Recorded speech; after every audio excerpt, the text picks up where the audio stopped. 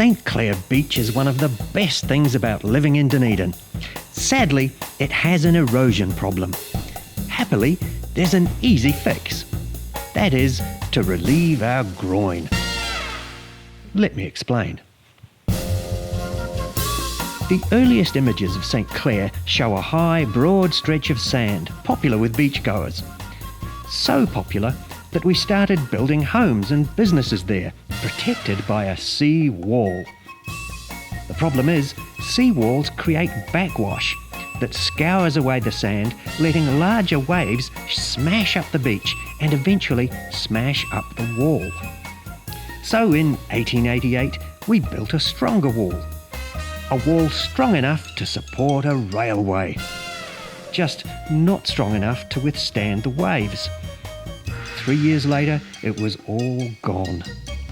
So next, instead of a wall, we built a groyne. What's a groyne? I'm glad you asked.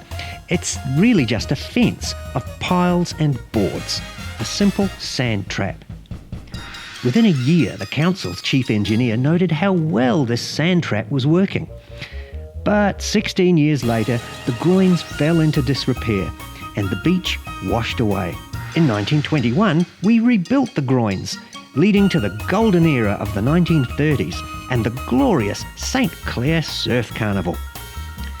The groynes did their job throughout the 1940s, but by the 1950s, they fell into disrepair again, and surprise, the sand disappeared. So we repaired the last remaining groyne. It alone built up and kept the sand until the 1980s.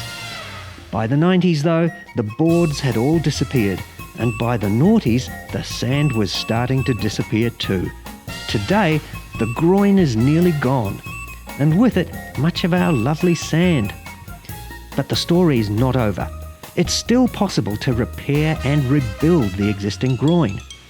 Instead of spending millions on sea walls and sand sausages, we could spend a tiny fraction on one sand-trapping groyne, scientifically measure its performance and maintain it so it keeps doing its job. Experts already agree it's a good idea, and we can do it cheaply with old delta poles. Well, some. So why isn't it happening?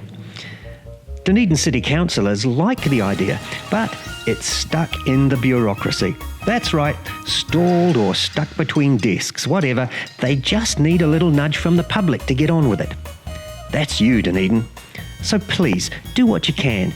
Add your voice to ours so council bureaucrats can wake up, give your groyne the relief it needs, and build up the beach.